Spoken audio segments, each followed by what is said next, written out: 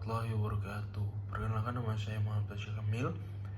Saya dari Departemen Teknik Mesin, Rekayasa Selamatan Prodi Rekayasa Selamatan Proses, NRP 50572410003. Di sini saya akan menjelaskan tentang tugas FISLIS, Fisika Listrik dan Magnet.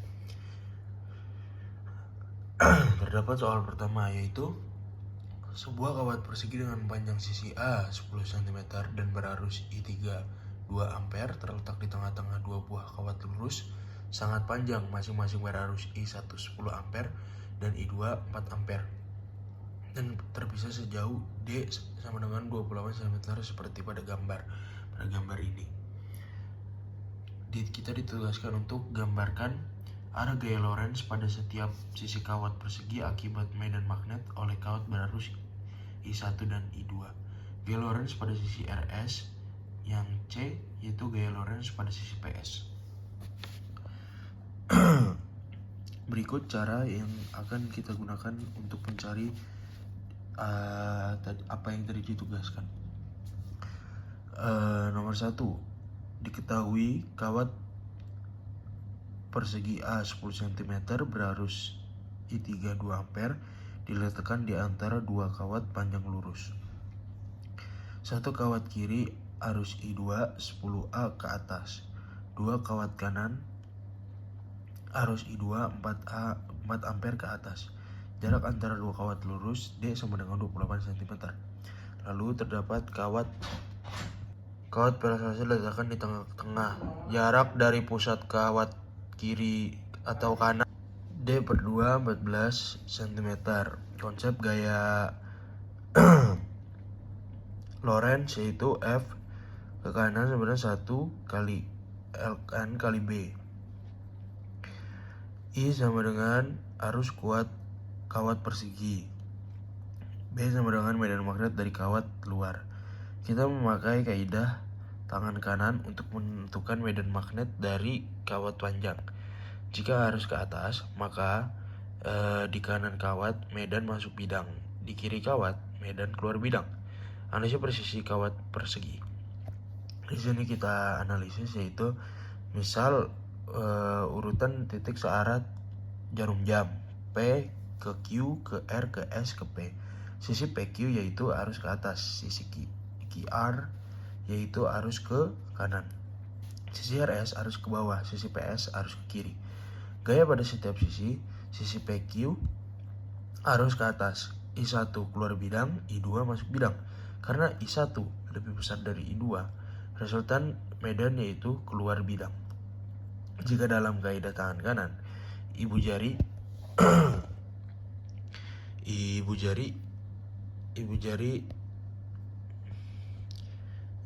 keluar bidang, gaya sama dengan R ke kiri. Lalu sehabis itu ibu jari keluar bidang, gaya R ke kiri.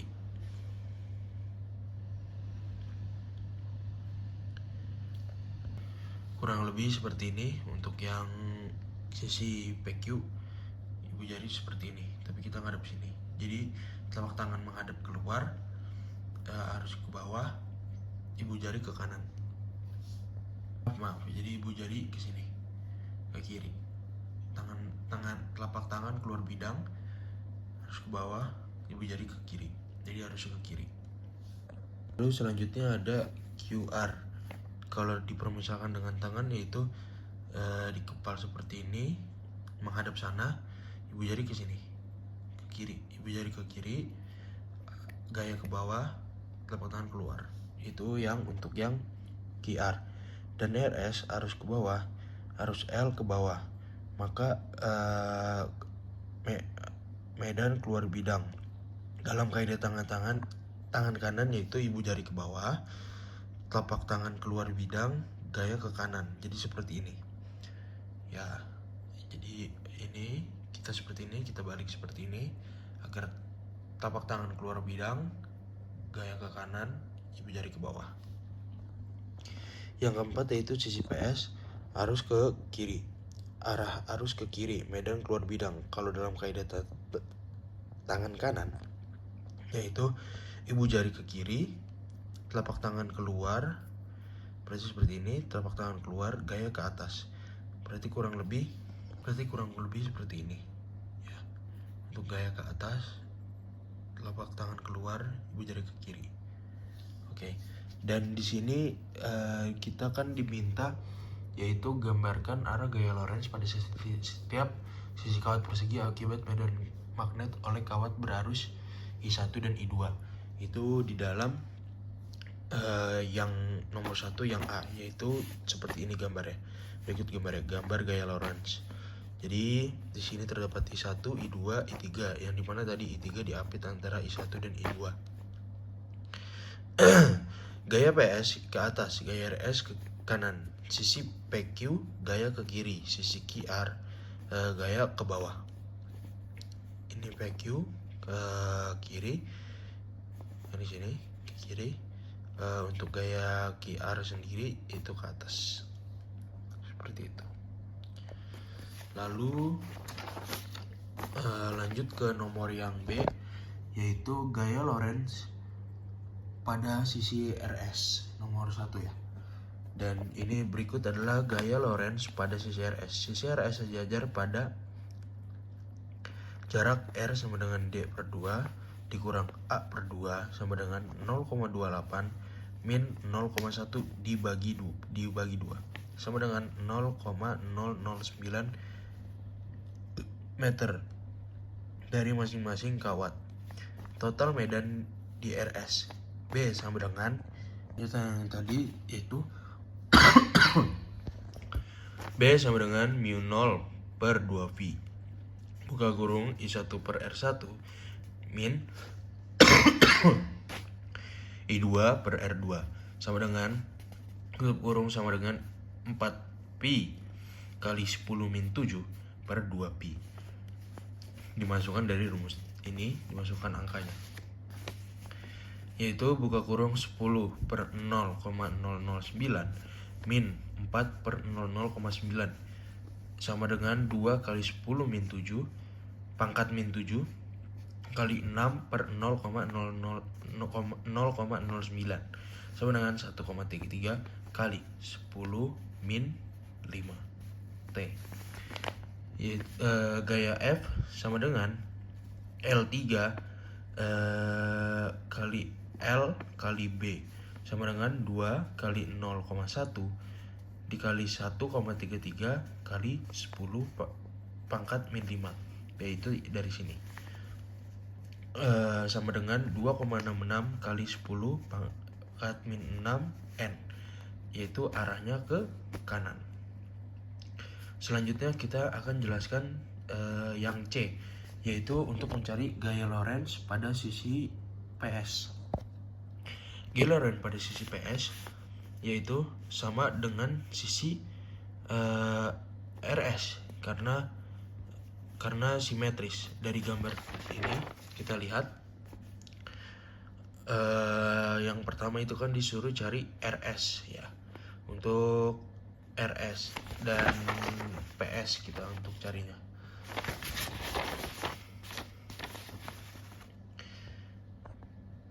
Ya, dimulai dari sini yaitu PQRS dan ini sisinya sejajar, jadi kita gunakan perhitungan yang sama seperti pada saat kita mencari RS. Dan hasil yang didapat dari sisi PS yaitu F sama dengan 2,66 kali 10 pangkat min 6, yaitu arahnya ke atas. Selanjutnya kita akan menjawab soal di nomor 2, yaitu terdapat dua kawat lurus berarus, kawat 1 dan kawat 2 pada gambar ini. Panjang kedua kawat sama, yaitu L M. Pada kawat 1 mengalir arus sebesar 1,2 ampere dan kawat 2 mengalir arus sebesar 1,5 ampere dengan arah arus seperti ditunjukkan pada gambar. Pada gambar di sini. Dan kita disuruh untuk yang A, hitung vektor medan magnet di sekitar P akibat kawat 1. Yang B, hitung vektor medan magnet di titik P akibat kawat 2. Yang C yaitu tentukan resultan vektor medan magnet pada titik P karena pengaruh dari kawat 1 dan kawat 2. Yang nomor 2 yaitu kita akan mencari apa yang tadi diperintahkan dari A, B, dan C. Diketahuinya yaitu dua kawat lurus sejajar. Kawat 1 sama dengan arus I1 sama dengan 1,2 ampere ke kanan. Kawat 2 arus I2 sama dengan 1,5 ampere ke kiri. Jarak antara dua kawat sama dengan L. Titik P berada di tengah-tengah antara dua kawat. Jarak titik P ke masing-masing kawat yaitu L per 2. Terus habis itu terdapat rumus medan magnet oleh kawat lurus. B sama dengan mu 01 per 2 PR. Yang pertama, yang A, B1 sama dengan mu 0 I1 per 2V buka kurung 1 per 2 tutup kurung 4V 4V kali 10 min 7 dikali 1 per 2 per 2V kali 1 per 2 sama dengan 2 kali 10 pangkat min 7 dikali 1,2 per L per 2 sama dengan 4,8 kali 10 pangkat min 7 per L, yaitu arahnya masuk bidang. Arah dari arus tersebut yang B1 yaitu arahnya masuk ke bidang. Yang kedua yaitu hitung vektor medan magnet P di titik P akibat kawat 2. Ya ini tadi akibat kawat 1, ini kawat 2.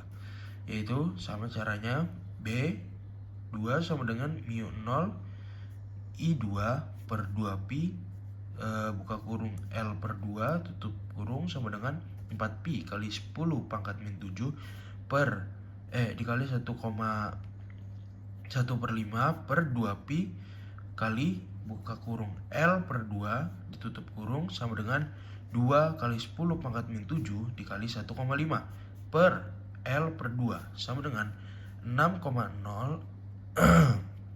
maaf 6 kali 0 dikali 10 pangkat min 7 per L. Arahnya keluar bidang. Dan yang C yaitu tentukan resultan vektor medan magnet pada titik P karena pengaruh dari kawat 1 dan kawat 2. Resultan vektor medan magnet di titik P karena arah berlawanan sama dengan medan B1 masuk bidang, medan B2 keluar bidang. Maka total medan yaitu B total sama dengan B2 kurang B1 sama dengan 6 kali 0 kali 10 pangkat min 7 dikurang 4,8 kali 10 pangkat min 7 per L sama dengan hasilnya yaitu dari 6 kali 0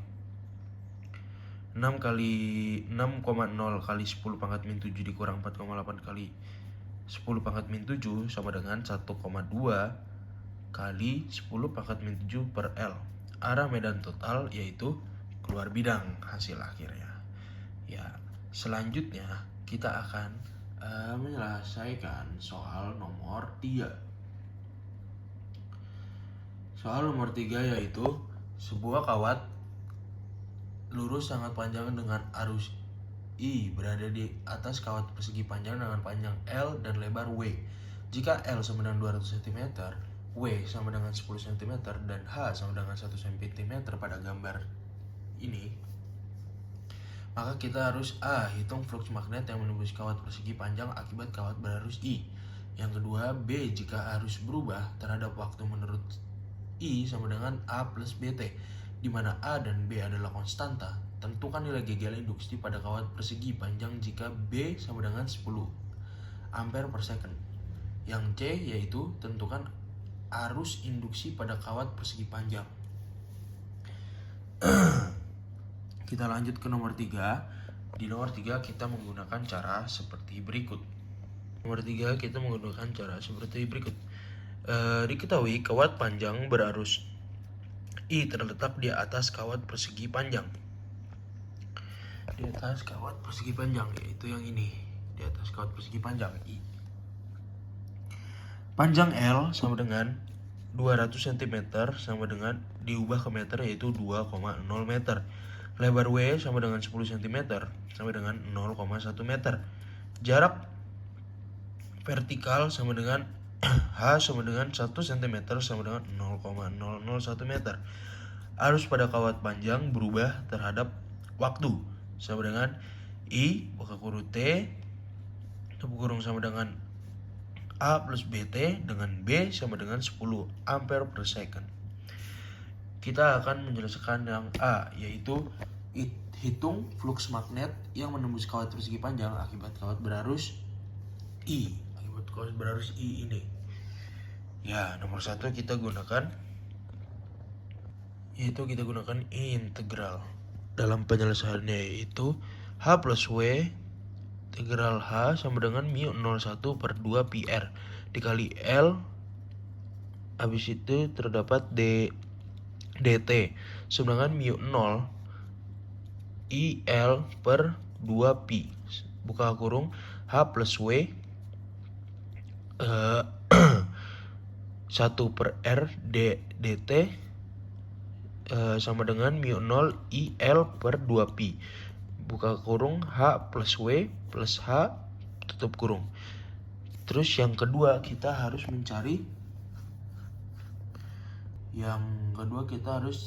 jika harus berurut terhadap waktu menurut I sama dengan A plus BT, di mana A dan B adalah konstan, tentukan nilai Gegel induksi pada kawat persegi panjang jika B sama dengan 10 ampere per second. Yaitu yang B, yaitu kita harus mencari tentukan Gegel induksi jika I T sama dengan A plus BT. Cari turunan terhadap waktu. A sama dengan dB per dt sama dengan min d per d plus mu 0 I T L per 2 pi integral B H plus W per H sama dengan mu 0 L 2 pi in HW plus W plus H per H dikali DI per DT. Selanjutnya itu melanjutkan yang tadi, karena D pi per DT sama dengan B, maka min mu 0 LB per 2 pi in H plus W per H. Substitusikan nilainya. Mu 0 4 pi kali 10 pangkat min 7, L sama dengan 2M, B sama dengan 0,1 meter, B sama dengan 0,001 meter, B sama dengan 10 ampere per second, in H plus W plus H per H dengan in 0,001 plus 0,1 per 0,01 sama dengan in 11 sama dengan 2,398. Sigma 4 min 4 pi kali 10 min 7 dikali 2 dikali 10 per 2 pi dikali 2,398 sama dengan min 4 kali 10 pangkat min 7 dalam kurung 4 kali 10 min 7 dikali 10 dikali lagi 2,398, yaitu hasilnya min 4 kali 10 pangkat min 6 dikali 2,398 sama dengan min 9,59 kali 10 pangkat min 6 volt. Yang terakhir yaitu kita tentukan arah induksi pada kawat persegi panjang. Arah induksi yang dari soal nomor 3 ini yaitu jika hambatan total rangkaian R diketahui, maka I induksi yaitu sigma per R. Karena R tidak diberikan dalam soal, maka arus induksi tidak bisa dihitung secara numerik, hanya dapat dinyatakan sebagai induksi sama dengan min sigma per R. Itu nomor 3 tadi ya. Jadi arah induksi dari kawat panjang tidak bisa dihitung secara numerik, hanya dapat dinyatakan sebagai I induksi min sigma per R karena R tidak diberikan dalam soal. Kita melanjutkan ke soal nomor terakhir yaitu 4. Suatu rangkaian seri RLC dengan L sama dengan 26,5 mH, C1 sama dengan 56 μF dan C2 sama dengan 50 μF dan R sama dengan 10 ohm dihubungkan dengan sumber tegangan AC berfrekuensi 60 Hz. Tegangan maksimum sumber adalah Vmax-nya yaitu 220 volt.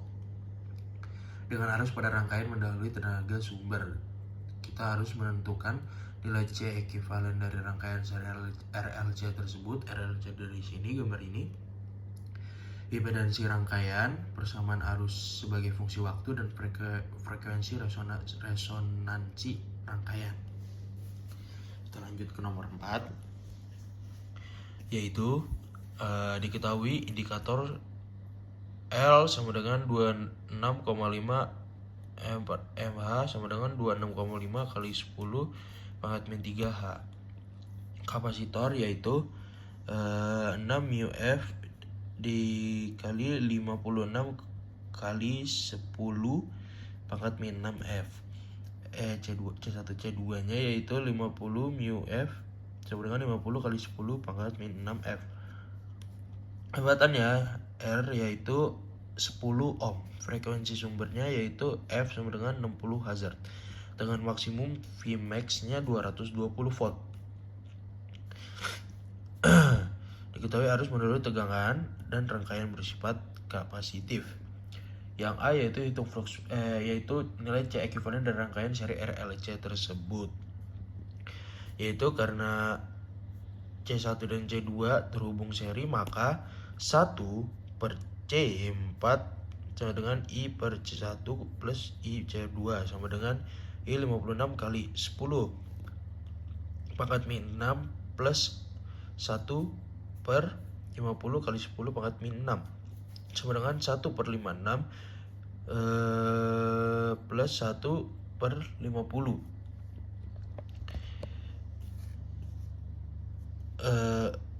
per 56 plus 15 per 6 kali 10 pangkat min 6. 25 plus 28 per jadi 25 plus 28 per 1400 kali 10 pangkat min 6 sama dengan 53 per 1400 kali 10 pangkat 6. C4 sama dengan 1400 per 53 kali 100 sama dengan 26,42 μF. Inilah hasil akhir dari C ekuivalennya.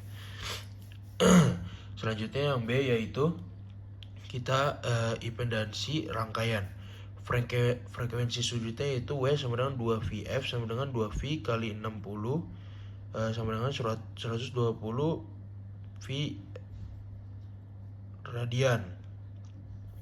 Terus habis itu pektansi induktif dan kapasitifnya yaitu XL sama dengan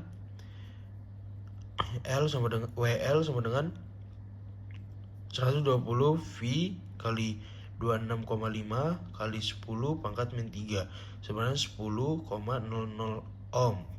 Yaitu selanjutnya XC sama dengan 1 per W4 sama dengan 1 per 120 V dikali 26,42 kali 10 pangkat min 6 sama dengan 50,17 ohm.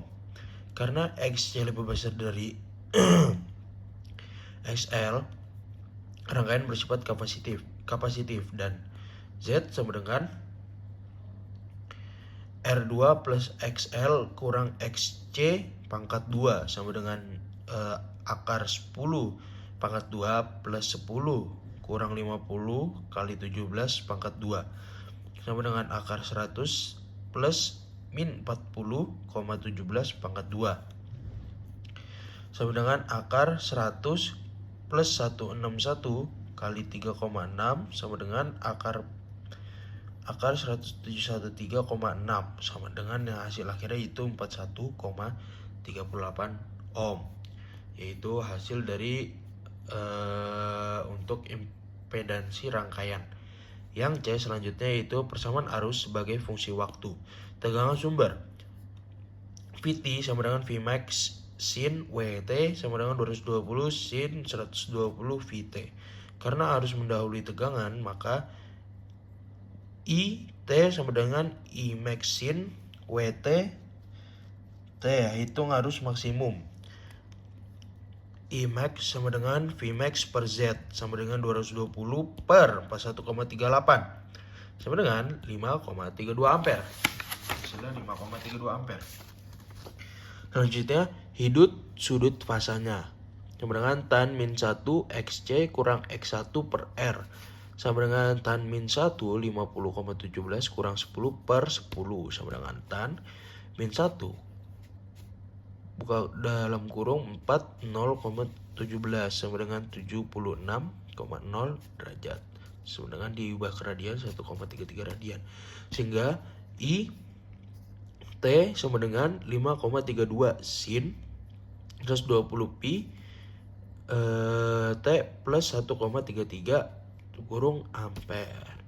Yang terakhir yaitu frekuensi resonansi rangkaian. Resonansi terjadi saat W0 sama dengan I per LC akar pangkat LC akar LC sama dengan F0 sama dengan 1 2 pi 2 pi pangkat akar LC. Kita substitusikan nilainya. Fu sama dengan 1 per 2 pi akar 26 kali 5 kali 10 pangkat min 3 dikali 26,42 dikali 10 pangkat min 6 sama dengan 1 2 pi akar 7,01 dikali 10 pangkat min 7 sama dengan 1 per 5,26 dikali 10 pangkat min 3 yang hasilnya itu 190 Hz. Ya, berikut adalah penjelasan dari soal fisika listrik dan magnet. Terima kasih. Maaf jika ada salah kata dan salah kalimat. Terima kasih. Assalamualaikum warahmatullahi wabarakatuh. Berikut adalah penjelasan yang tadi saya jabarkan tentang tugas fisika listrik dan magnet. Terima kasih dan sampai jumpa.